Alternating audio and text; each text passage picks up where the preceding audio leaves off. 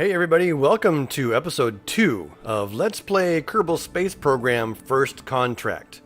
This is the 0.24 update introducing a new version of career mode that has funds and Riputin in addition to science. This is a Kerbal Space Program. It's available for early access on Steam. If you haven't seen it already, you should definitely go check it out. Many early access games are sort of incomplete. They're not very playable. Kerbal Space Program has a slightly different philosophy on all of their early access games, and their early access versions. Basically, each early access version from this point going forward is a feature complete game or a feature complete section of the game that's being added. They've just recently added contracts and reputation in addition to science, which already existed, which means launching rockets now costs money. And the only way to get more science for additional rocket parts is to launch those rockets. Well, that means in order to be able to pay for your space program, you have to be able to fulfill contracts, and that's done over here in Mission Control. In episode 1, I did a quick tutorial of your first 2 missions, and I kind of figured that people firing up that episode may or may not have gone through the tutorials of Kerbal Space Program.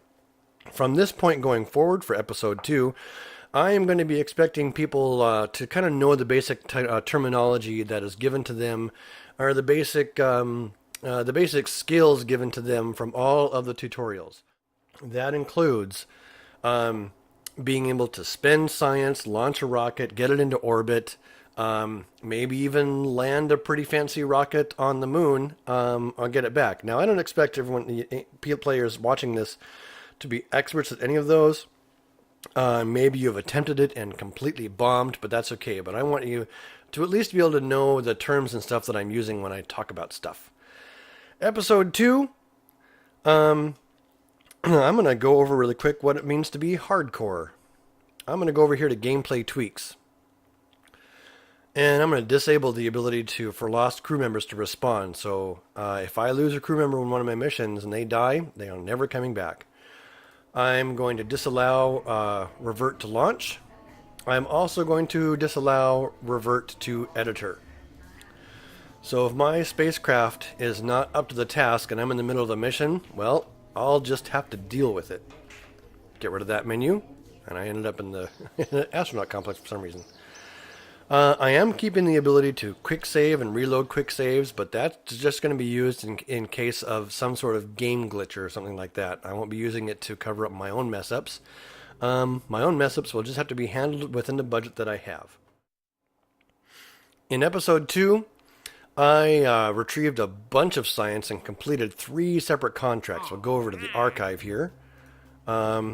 So I completed these 3 contracts. I escaped the atmosphere, I made orbit, I set a new altitude record of 22,000 meters, and that gave me a bunch of funds to use. It also gave me the science that I did along the way, EVA reports and observing mystery goo, gave me a bunch of science to spend in the science lab. So from now on, every episode, the first thing I'll be doing is reviewing my science in the science archives, or actually the first thing I'll be doing is unlocking new technology in the science tree, in the technology tree. In order to unlock a node, you need to meet one of these 2 requirements. I already have stability, so now I can get general construction. I like general construction because it gives me the TT-18A launch stability enhancer. This is what's used to sort of stand a rocket up on the launch tower and make it stable on the ground without having to rest all of the weight on the engine bells. So we'll research that for 45 science for sure. The next higher nodes now cost 90 science, and I don't have enough for them. But I do have enough for flight control. And that gives us the AVR-8 winglet, which is going to be really useful, as well as the inline reaction wheel. This AVR-8 winglet is a winglet that has range of motion, so I can actually use it as a control surface to help fly my rocket around rather than just sort of being a ballistic missile relying on the torque wheels. This will give me more maneuverability, so I will grab this one as well for 45 science. I still have 22 science remaining, and if I get survivability, This gives me, you know what, I'm going to spend it on general rocketry. This gives me the LV-T45 liquid fuel engine and the Rockomax BACC solid fuel booster, as well as the Sepatron 1. The liquid fuel engine can be now used, it has a gimbal, so the rocket engine itself can shift its angle a little bit around, which can also help with the control of certain types of spacecraft. And this BACC solid fuel booster is an enormous solid fuel booster, giving us a lot more capability of pushing things into orbit. So we'll go ahead and grab those. I now have 2.3 science remaining. I need to get more science. Right now, since I have 130,000 funds, I am not going to worry about contracts. I know it's sacrilege, with 0.24 being all about contracts. I am actually going to skip the contracts right now and just take a quick glance at the parts that I have available. Okay.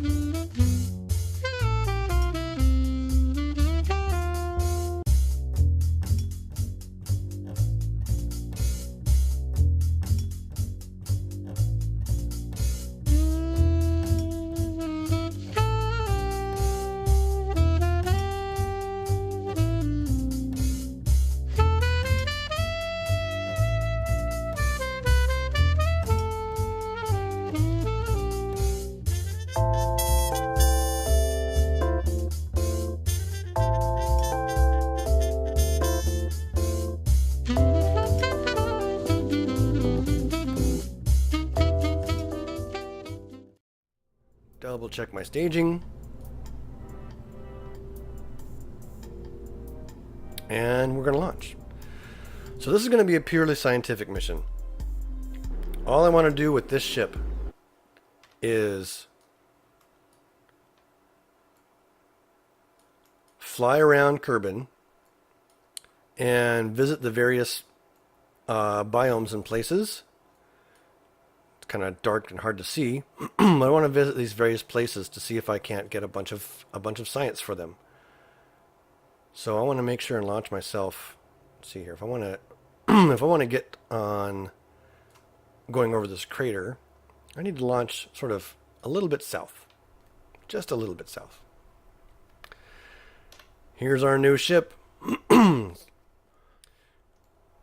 Here's our new ship waiting on the launch pad. And once again, I'm resting on the engine bell. That's kind of silly of me. You know what? I'm going to recover this vessel. So I'm at 100% value. I get all the parts back. Shebediah Kerbin is still giving us reputation. He's like, I sat on the launch pad and didn't do anything, but I still give you reputation. That's kind of crazy. That sounds like a bug. And I'm going to use the new launch stability enhancers.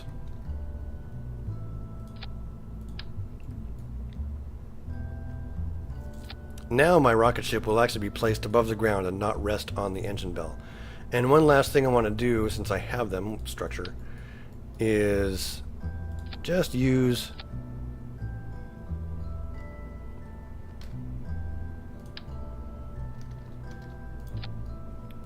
I just want to use some struts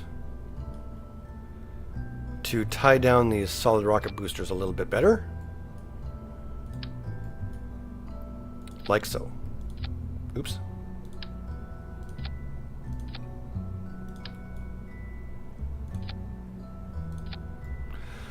So they're less likely to shift around and stuff like that while launching. Okay, we're all set. We're in a nice, stable liftoff setup. Hit T to activate SAS. I will keep throttle at 50%. That's fine. And up we go. So these solid rocket boosters are packing a lot of weight, and I'm only firing 2 at a time right now. So this ascent is going to be a little slower than what we've seen before. But that's okay, because that means if I need to abort, the Sepatrons will work. And the keyboard shortcut for abort is backspace. I think you hit backspace twice.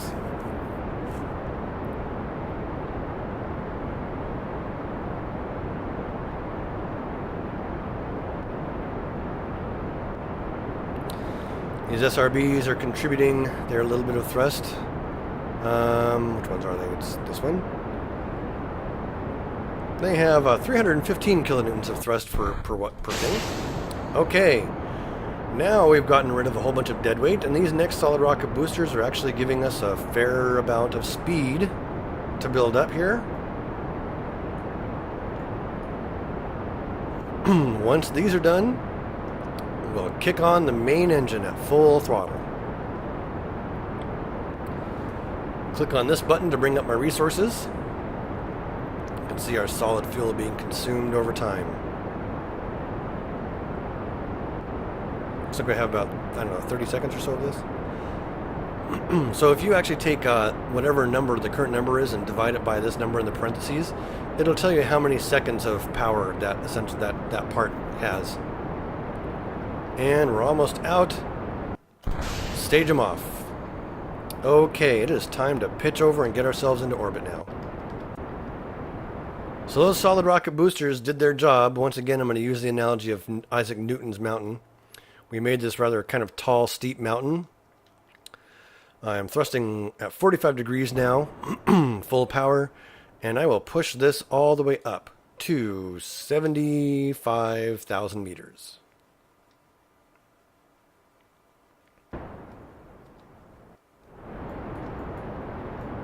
And now that we have these winglets, you can see as I move my rocket around, they're moving to control the rocket ship. Well, how are we doing? 58, 60, and again, I've switched over to orbit mode, and I'm following this marker. This is my prograde marker, which is the direction that I'm already traveling in. In order to have the most efficient launch, you want to be, after you gain some height and get a little bit out of the atmosphere, it starts getting thin, point directly at that orbit marker, because that is the direction your orbit is moving with respect to the body that you're around. Okay, I need to quickly add a maneuver to get myself, this is called the circularization burn. Just about like that. This one is a 1 minute 6 second burn at my current with my current rocket's capabilities.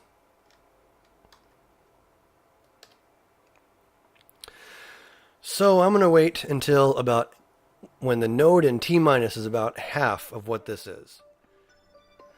The music change is cueing us in. We're now in space. Okay, 34 seconds. Kick on the engines. So, I have a minute to explain what's going on here. When we set up a maneuver node, essentially when we pull in these indicators, we are saying we want to make an instantaneous change in velocity at this point in order to change our rocket's orbit. Well, the only problem is, in the real world, and it's true in KSP as well, you cannot change your velocity instantaneously. You have to apply acceleration over time. And the difference between the fact that it takes time to accelerate and that this planning is done at instantaneous velocity means that there's some small amount of error built into the maneuver. The best way to minimize that error is to split the difference. If you have half the acceleration happen before you reach the node and the other half the acceleration happen after you reach the node, then the amount of error that builds up is actually going to be really small. So let's take a look at how we did. We have a 74,000 meter periapsis and an 80,000 meter apoapsis. That's actually pretty high. But it doesn't really matter. I mean, it's a stable orbit, and we know it's stable because the periapsis, the lowest point in my orbit, is above the atmosphere. So I'm just going to fast forward around to the light side of the planet. And then we can start. You know, I forgot to... oh, I know what to do. I know what to do. Okay. I want to fly over this crater. In order to do so, I need to change the way my orbit behaves. So this sort of line defines the orbital plane. To tilt my orbital plane, I use orbit normal or orbit anti-normal thrust. In this case, right on the daytime horizon, I can apply about 7 seconds worth of thrust to change that. And I want to tweak this a little bit. That's going to be the periapsis, apoapsis. So I want to keep this as circular as I can. 81, 79, that'll be good. And we're a minute away. Okay. So I said I am pointing upwards. That's where this nav ball really comes in handy. The brown part, basically the nav ball sort of relates to your center of gravity. The brown part is you pointing down. The blue part is when your rocket points up. And if I point down really quickly, and then rotate it like so,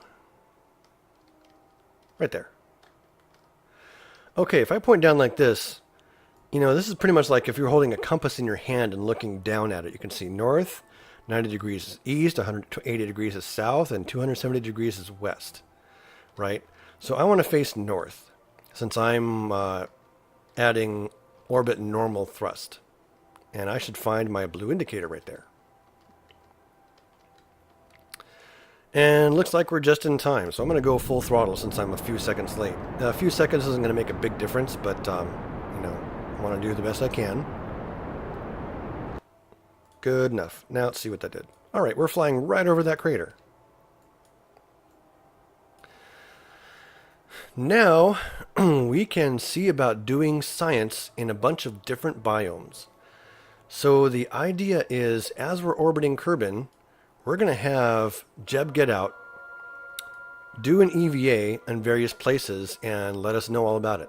So this is an EVA report just above Kerbin's grasslands.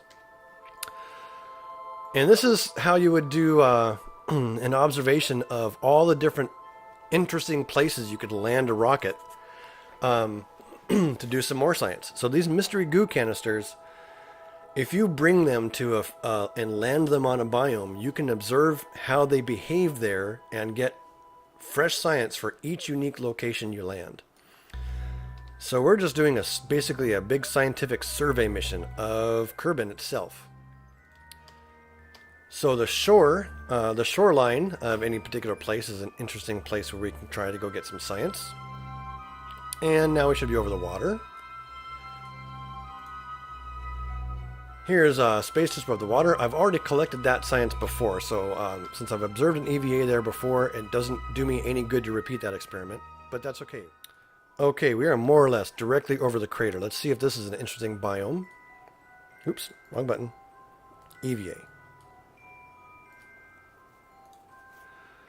It's counting as Kerbin's water. Bored anyway. So that was a duplicate experiment. And here we are, I think, above the desert.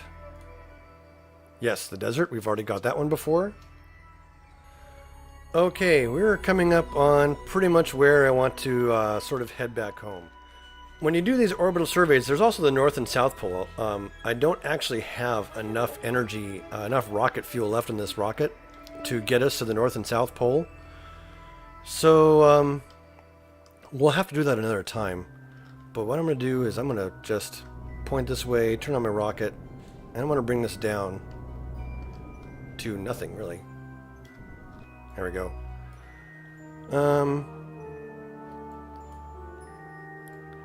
That should hopefully have us land... I'm going to keep twisting. I want to try to land on the ground over here. And there's a specific reason for that.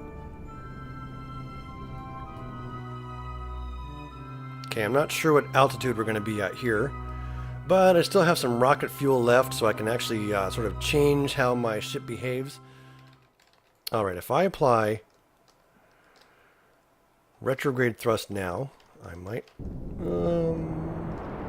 Full power. I'm going to once again burn out all of my fuel to bring my rocket ship to as close to a stop as I can.